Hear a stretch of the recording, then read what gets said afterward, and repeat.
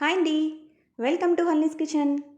ఈ వీడియోలో మనం మామిడికాయ చికెన్ గ్రేవీ కర్రీ ఎలా తయారు చేయాలో చూసేద్దాం.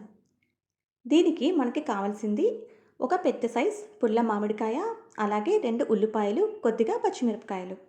ఒక అర కేజీ చికెన్ తీసుకొని బాగా వాష్ చేసుకొని రెడీగా పెట్టుకోవాలి. అలాగే మనం ముందుగా తీసుకున్న మామిడికాయ, ఉల్లిపాయల్ని సన్న ముక్కల కింద కట్ చేసుకోవాలి.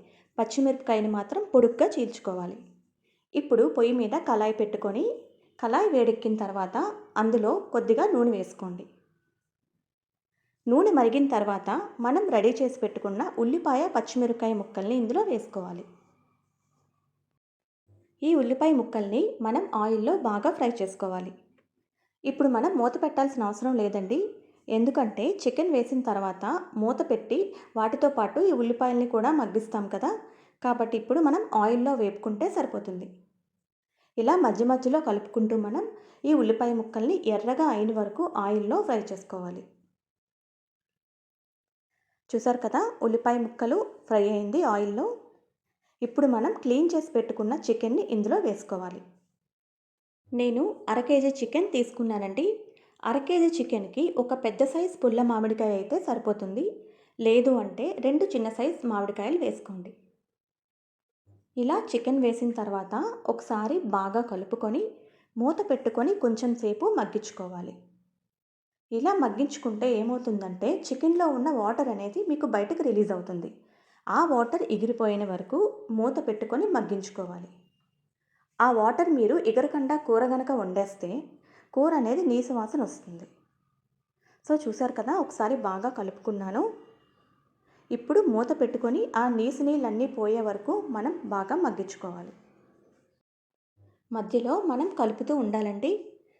చూసారు కదా, మూత తీసి చూస్తే చికెన్లోంచి వచ్చిన వాటర్ అంతా ఎగిరిపోయింది. సో ఆయిల్ అనేది మీకు బయటకు కనిపిస్తుంది.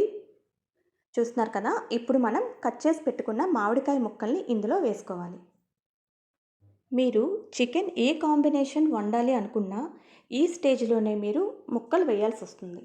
చూసారు కదా, చికెన్లోంచి వాటర్ అంతా ఎగిరిపోయిన తర్వాత ఇప్పుడు ఇందులో మామిడికాయ ముక్కలు వేస్తున్నాను కదా. అలాగే దోసకాయ చికెన్, మునక్కాడ చికెన్, గోంగూర చికెన్, ఇలా ఏ కాంబినేషన్ వండాలనుకున్నా చికెన్లో నీసు నీళ్ళు ఎగిరిపోయిన తర్వాత ఈ స్టేజ్లోనే వేసుకోవాలి. దోసకాయ, మునక్కాడ అనుకోండి డైరెక్ట్గా వేసేయచ్చు. గోంగూర అయితే ఉడకబెట్టిన గోంగూరని ఇందులో వేసుకోవాలి. చూసారు కదా, మామిడికాయ ముక్కలు వేసుకున్న తర్వాత మూత పెట్టుకొని ముక్క మెత్తబడిన వరకు మగ్గించుకుంటున్నాను.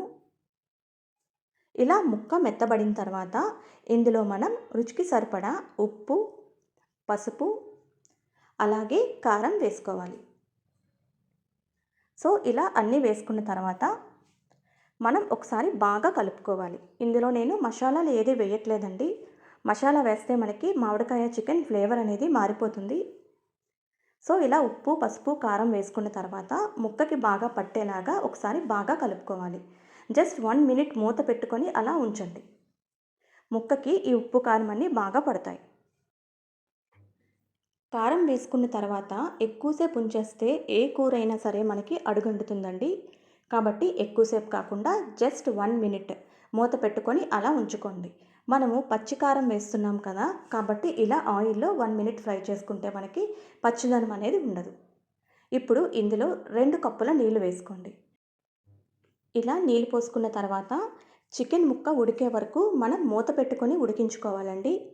ఇందులో మనం ఉప్పు, పసుపు, కారం, అలాగే మామిడికాయ ముక్కలు అన్నీ వేసేసాము. ఇప్పుడు నీళ్ళు కూడా పోసాం కదా, సో ఈ ఫ్లేవర్స్ అన్నీ పట్టి మనకి చికెన్ ముక్క అనేది బాగా ఉడుకుతుంది. మధ్య మధ్యలో కలుపుతూ ఉండాలండి.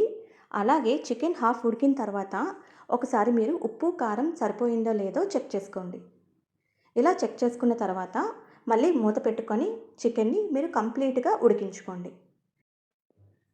చికెన్ ముక్క ఉడికిన తర్వాత మీకు గ్రేవీ ఎంత దగ్గరగా కావాలో చూసుకొని కూర అంత దగ్గరికి చేసుకొని మీరు స్టవ్ ఆఫ్ చేసుకోవడమే.